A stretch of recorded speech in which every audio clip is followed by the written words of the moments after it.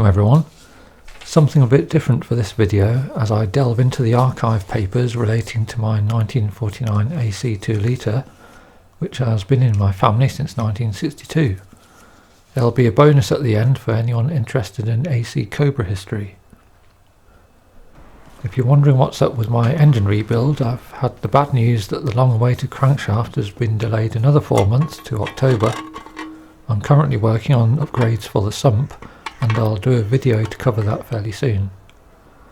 Okay, back to the paperwork. Starting with the local newspaper ad showing my AC at a village garage in 1962. They claimed it had a new engine, but it was a factory-fitted recon unit. This piece of notepaper is the receipt for the £20 deposit paid. Fancy paying £20 to drive away in an AC. And here is the invoice for the total £180 purchase price, a fair price at that time. Just over a year later, the first water pump failure.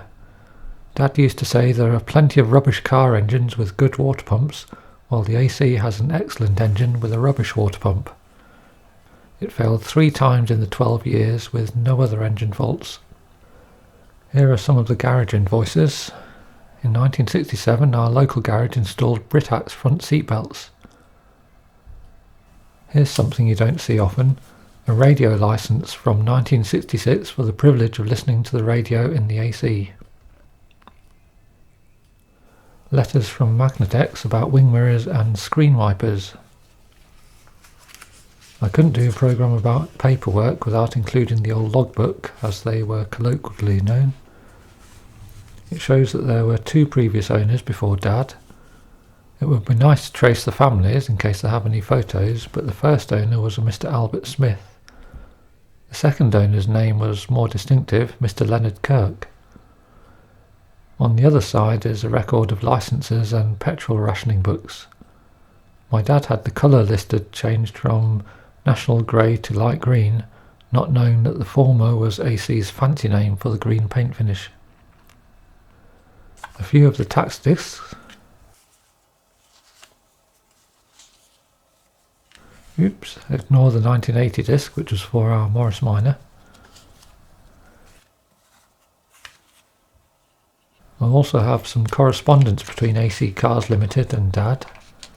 Here is one of the replies offering advice on adding wing mirrors, seat belts and a roof rack. Only the safety belts were added eventually.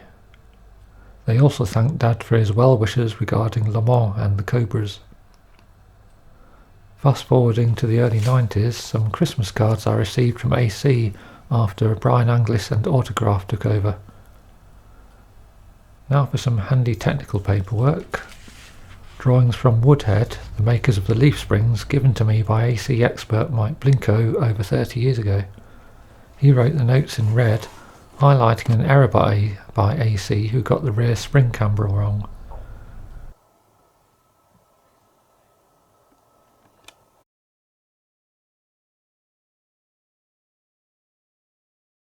Then the early type of front spring and the later type, which I have.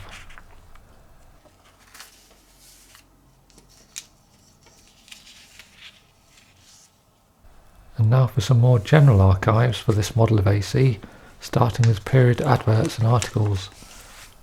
According to the Motor Industry magazine in April 1949, this is the dream car from Ditton.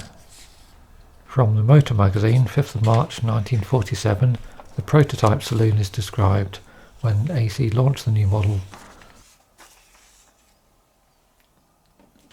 Autocar covered the same car that month.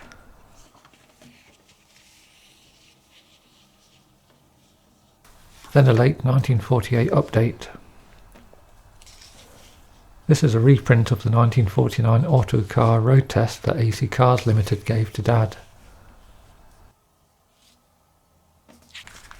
The Motor magazine tested the same car a few months later. For some reason AC swapped the back ENV axle for the earlier Moss axle, which had a lower final drive ratio.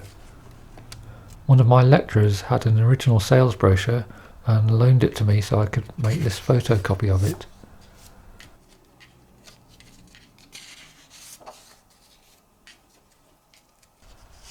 Here's a selection of magazine adverts.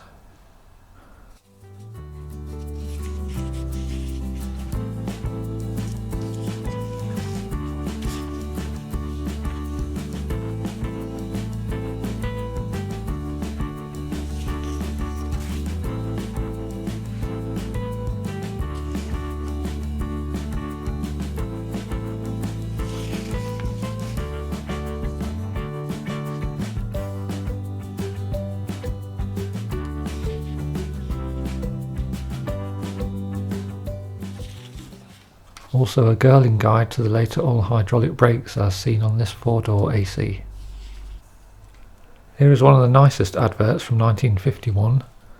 These were the days when adverts actually told you about the cars before marketing experts told us we need to talk about the benefits of owning a car, such as moving people around and going from A to B. This is the 11th of November 1949 issue of Autocar. It says Scottish number at the top because it was giving a preview of the Scottish Motor Show. Inside there's another full-page AC advert telling us some of its attributes, as well as the 2 Scottish dealer stands to visit at the motor show.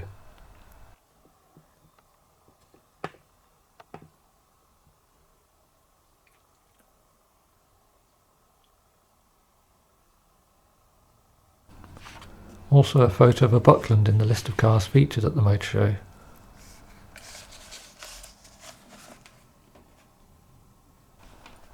Next in the lineup are the 3 handbooks produced for this model. It includes instructions on how to start up the engine. The starter button should be pressed in short bursts of 3/5 of a second.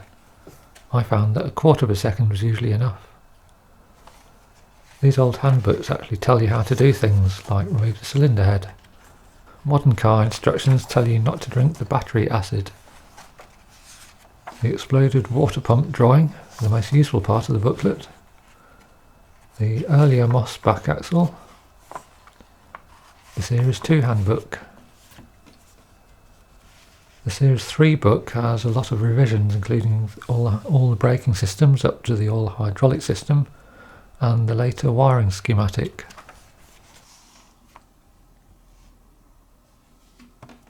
I mentioned a bonus relating to AC Cobras. Here is a collection of newspaper cuttings that Dad saved. Firstly, from the Sunday Times, 7th of April 1963. The newspaper sponsored AC's Cobra entry at Le Mans. You might recognise the team manager, one Sterling Moss. That's not the actual Le Mans car in this first photo. The Le Mans AC Cobra was registration number 39PH, which has since been seen at many historic races and gatherings in recent years. Pause this video if you fancy a detailed read. Now for the results from Le Mans, and the Cobra got a class win, coming 7th overall behind 6 Ferraris. AC had also helped with a privately entered Cobra of an American gentleman, which ran as high as 4th place overall before an engine failure.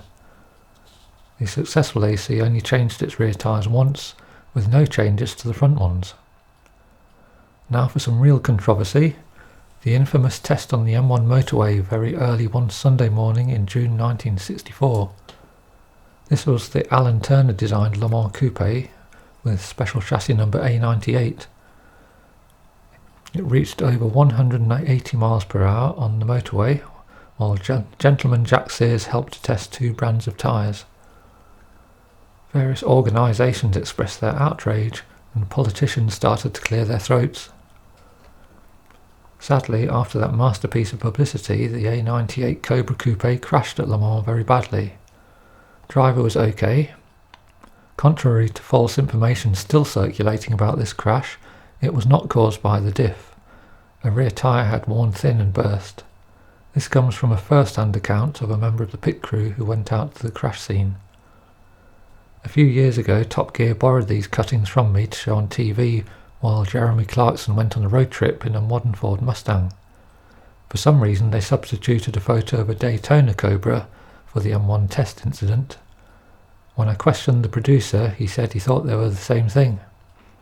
Alan Turner was the unsung hero of AC car design, and he was proud of that car. That's all for now. Many thanks for watching, and I hope you'll join me again for the next update on my AC engine.